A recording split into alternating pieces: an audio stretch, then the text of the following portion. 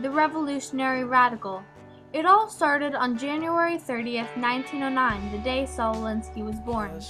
He was born in Chicago, Illinois, to Russian Jewish immigrants Benjamin Alinsky and Sarah Alinsky. His mother raised him to be a brother's keeper. What is a brother's keeper? When someone needs some help or doesn't know how to deal with the situation, you should step in and help. Alinsky later majored in archaeology at the University of Chicago. This didn't work out due to the economic depression. He dropped out and accepted a job as a criminologist while working as an organizer part-time. His main purpose as a community organizer was to create change for others. To reach the goal of change, he needed others to fight for change.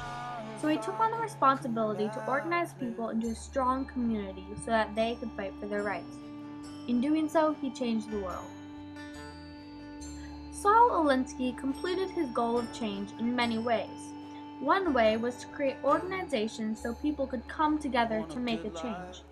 His first organization was the Back of the Yards organization. As an organizer, Alinsky was sent out on the streets to study how poverty affected violence. He was sent to one of the worst slums, Back of the Yards, well described by Upton Sinclair in his book, The Jungle. The Union stockyards dominated the Back of the Yards, and people lived in horrid conditions. Alinsky organized this divided neighborhood into a successful fighting community. This led to his next organization, IAF, Industrial Areas Foundation. The IAF was created to train community organizers. It was created after the Back of the Yards because Alinsky saw the success of this neighborhood and wanted others to go on to create this great change. So he went around the country training community organizers, and this became the Industrial Areas Foundation. Now the organization is not only to train others, but to bring communities together and let citizens have a say in their government.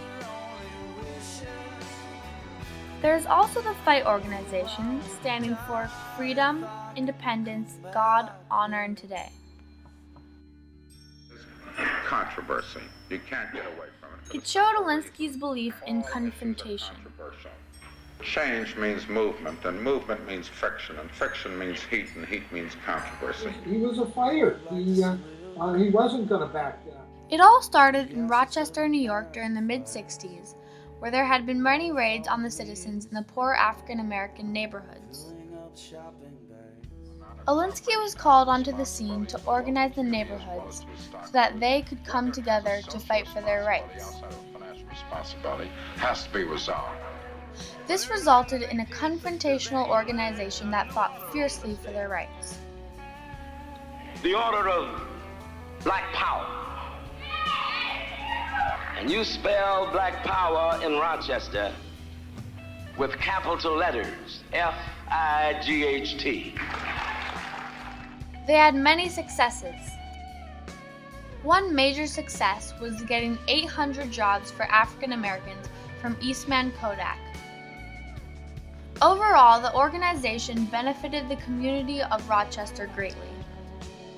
Another way Saul Alinsky completed his goal of change was by spreading his knowledge of community organizing and his methods around the country and the world so others can help people suffering as he did.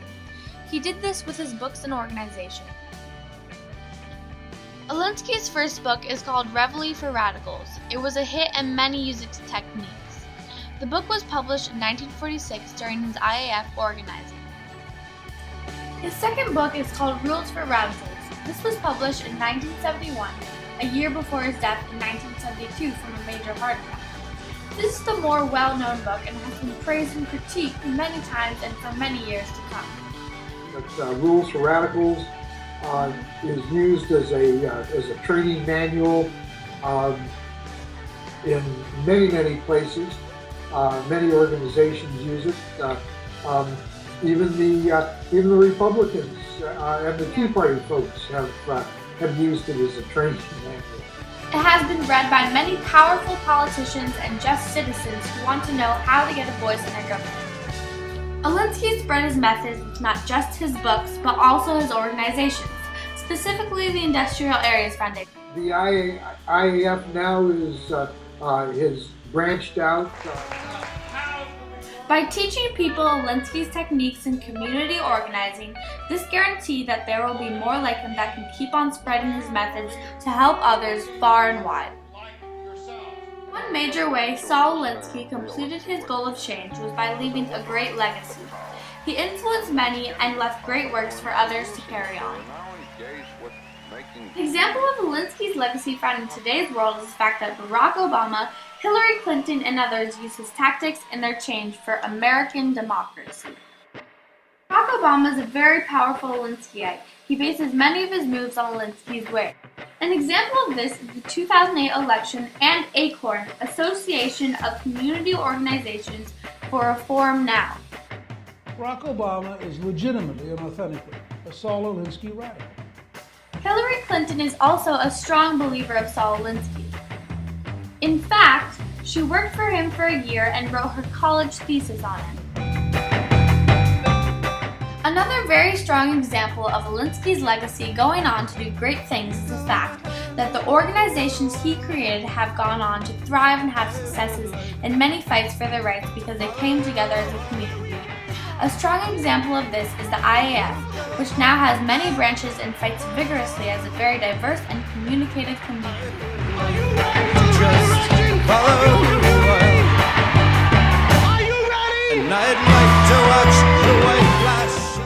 Saul Alinsky, the revolutionary radical.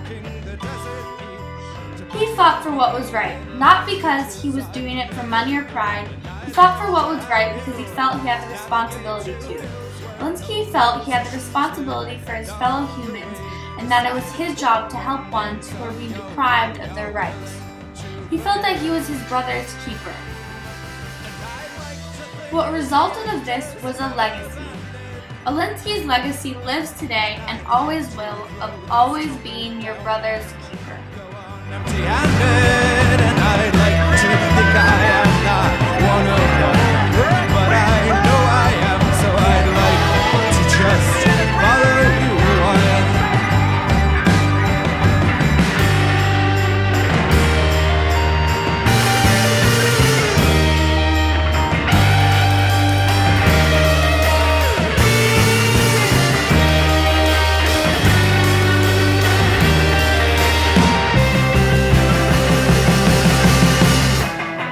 You go on ahead for